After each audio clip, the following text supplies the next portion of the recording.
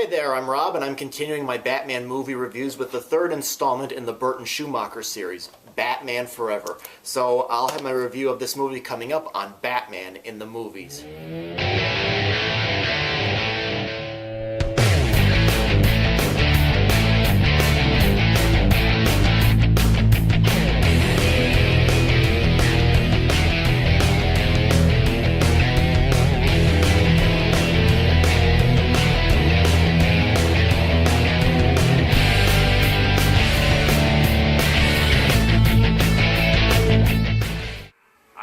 It's me you want to kill.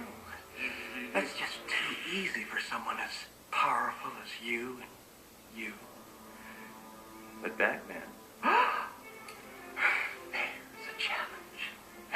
Kill that! Sounds like a good idea. Batman Forever is considered to be the turning point in this series. Tim Burton, who had directed the first two films, gave up on directing them, and director Joel Schumacher was chosen for the series. Now, up to this point, the series had a darker tone with conflicted characters and dry, dark humor in a corrupted Gotham City. But Warner Brothers wanted to make the films lighter so kids and teens could be able to see these movies in the theaters. And as a result, you can see a change in this movie right away. The buildings are bright and comic book-like, and there's more emphasis on light comedy, and the violence and the action scenes were toned down as a result. And even I found that the music sounded much more comical in this movie than serious. Some fans have even accused the series of, at least the later part of the series, of stunt casting or casting major stars in these iconic roles like Jim Carrey as the Riddler or Arnold Schwarzenegger as Mr. Freeze in the later film. Even from the first few minutes, I really could see a difference. The Batmobile was different, and there were jokes cracked between Alfred and Batman, but I thought all in all, Batman Forever was kind of a missed opportunity. It kind of felt like Joel Schumacher was trying to combine Burton's dark style and the 1966 TV show light funny style together, and including all those, crooked angles, and honestly, it just doesn't work. Those two styles are just too different, and on top of that, I kind of felt like the acting was cartoonish and over the top for everybody. I mean, take Two-Face. Early on in the movie, he's kidnapped I believe it was a security guard at a bank, and he was very quiet and very sinister, but after that he becomes exaggerated, and I felt like it was just inappropriate for his character. I kind of had a hit and miss reaction to Jim Carrey's Riddler, because sometimes I did find him to be very disturbing, but other times it just felt like Jim Carrey was being Jim Carrey, being a little bit too loud and over the top. But if you look at, but in the defense of the Riddler, if you look at Frank Gorshin's portrayal from the TV show and in the movie, he could also be over the top, but he knew when to be calm and cunning when deemed appropriate. Here's the bargain. You will help me steal production capital so I can put a box on every TV in town and become Gotham's cleverest carbon-based life form. And in return, is everybody paying attention? I will help you solve the greatest riddle of all, the mother of all riddles. Who is Batman?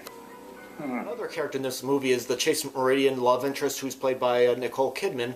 I really honestly didn't think she was not all that much. I did find her a bit of a show-off at the beginning, and then she became nothing more than a love interest. I kind of found Wayne and Vicky Vale from the 1989 Batman to be kind of more believable. But Batman Forever did have some good points about it. I mean, for one, Alfred is given much more to do here. We see him confront Dick Grayson when his family is killed during their circus act and is trying to adapt to living with Bruce Wayne in Wayne Manor. I think the film did a much better job at developing Alfred here than in the 1989 film, which has the characters describing him through the dialogue rather than showing it.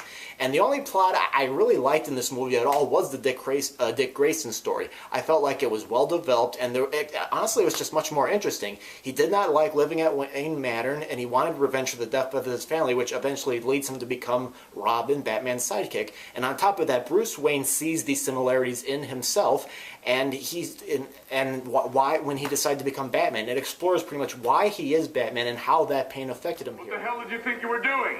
You got a real gratitude problem, you know that, Bruce? I need a name. Batboy, Nightwing. I don't know, what do you think? What's a good sidekick name? How about Dick Grayson, college student? Screw you. I just saved your life. You owe me. You are totally out of control. You're gonna get yourself killed. You're looking at your new partner. No. Bruce, whenever you go out tonight, I'll be watching. And wherever Batman goes, I'm gonna be right beside him. I mean, how are you gonna stop me? I can stop you. Al, hang this next to the bat suit, where it belongs.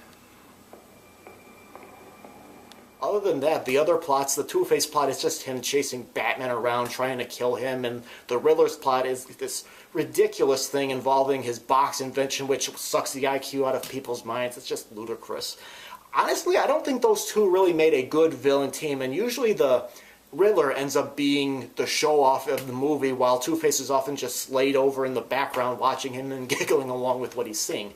Batman Forever is not as good as the first two Batman movies, but we do get to see Dick Grayson and Bruce Wayne look at themselves and see why they do what they do and whether being these superheroes defending Gotham City is even worth it.